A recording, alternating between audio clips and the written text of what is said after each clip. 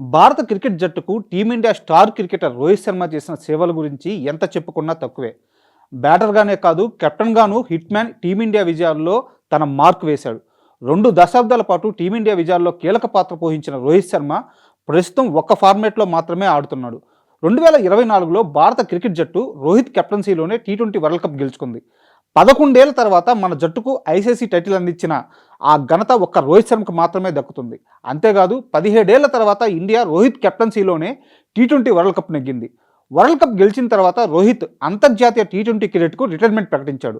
ఆ తర్వాత 2025లో అనూహ్యంగా టెస్ట్ ఫార్మాట్కు గుడ్ బై చెప్పడంతో ప్రస్తుతం వన్డే క్రికెట్ మాత్రమే ఆడుతున్నాడు రోహిత్ శర్మ. న్యూజిలాండ్తో ఈ ఏడాది జనవరిలో చివరిసారిగా వన్డే సిరీస్ ఆడిన హిట్ మ్యాన్ తర్వాత ఐపీఎల్లో ముంబై ఇండియన్స్ తరపున బరిలోకి దిగనున్నాడు. ఐపీఎల్ ఆడడానికి ముందు టీ20 వరల్డ్ కప్ నిర్వహించడంతో రోహిత్కు 2 నెలల ఖాళీ దొరికింది. 2 ఫార్మాట్లకు రిటైర్మెంట్ ప్రకటించడంతో హిట్ మ్యాన్కు ఈ భారీ గ్యాప్ వచ్చింది.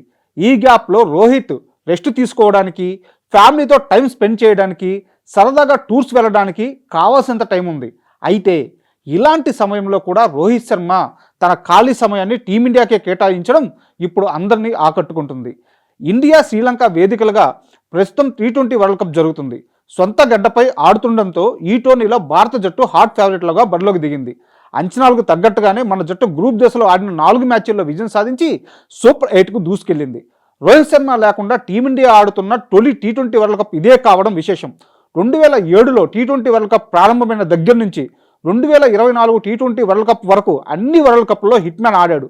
ప్రతిసారి ప్లేయర్గా రాణిస్తూ ముందుకు తీసుకెళ్లిన రోహిత్ ఇప్పుడు స్టేడియంలోని స్టాండ్స్లో కూర్చొని టీమిండియాకు చీర్స్ కొడుతున్నాడు. ముఖ్యంగా పాకిస్తాన్తో కొలంబో వేదికగా జరిగిన మ్యాచ్లో రోహిత్ స్పెషల్ అట్రాక్షన్గా మారాడు. మ్యాచ్కి ముందు రవిశాస్త్రితో గ్రౌండ్లో తన అనుభవాలను పంచుకున్న ఈ ముంబై దిగ్గజం మ్యాచ్ జరుగుతున్నప్పుడు స్టేడియంలో ఇండియాకు సపోర్ట్ చేస్తూ ఈ టోర్నీలో భారత జట్టు సాధిస్తున్న విజయాలను చూస్తూ మురిసిపోతున్నాడు.